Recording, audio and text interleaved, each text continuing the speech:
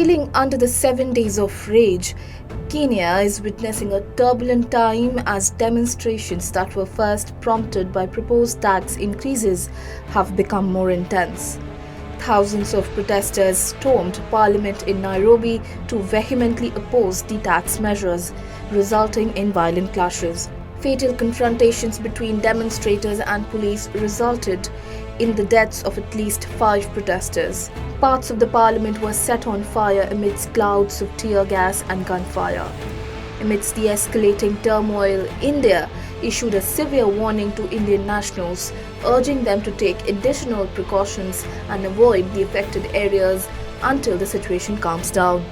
The advisory by the Indian High Commission stated that due to the prevailing tense situation, all Indian nationals in Kenya are advised to exercise utmost caution and avoid unnecessary movement and maintain vigilance in affected areas.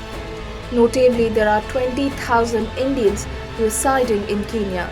The upheaval significantly impacts the foreign population, emphasizing the challenges faced by the Indian High Commission in Kenya. As the protests worsened, there were deadly clashes between demonstrators and security personnel, and portions of the parliament building were set on fire. Beyond Nairobi, calls for Kenya's President William Ruto's resignation have grown louder in towns like Nakuru, Kisumu, and Mombasa due to the public's discontent with government's economic policies. The nation's growing political and social unrest is highlighted by acts of disobedience such as the burning of ruling party offices and open altercations with the police. Amid growing instability, Kenya's stability and administration are seriously questioned by the circumstances, both domestically and internationally. In response to this, President Ruto delivered a stern speech to the people, condemning the violence that has occurred during rallies, pledging a swift and severe crackdown on those responsible.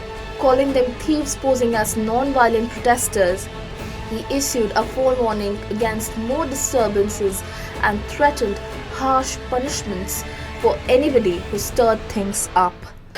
Today, Kenya experienced an unprecedented attack on its democracy, rule of law, and the integrity of its constitutional institutions.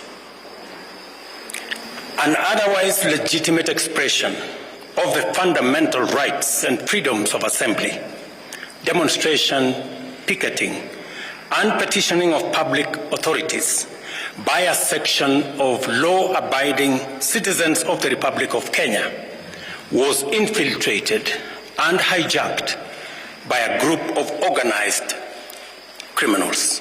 I assure the nation that the government has mobilized all resources at the nation's disposal to ensure that a situation of this nature will not recur again at whatever cost.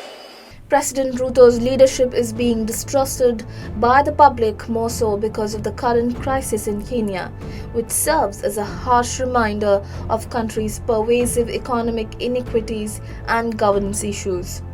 President Ruto is under increasing pressure to resolve concerns and rebuild trust in his administration as a result of growing discontent and social unrest stemming from unmet economic promises. Amid growing instability in Kenya, claims of media suppression and international censure of police using bullets are also coming to light.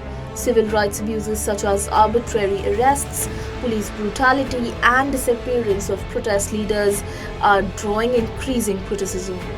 The problems furthered for Kenya as it has been under increasing international attention since the United States designated it as a major non-NATO ally recently. This has prompted demands for caution and respect for human rights in the face of an unstable scenario.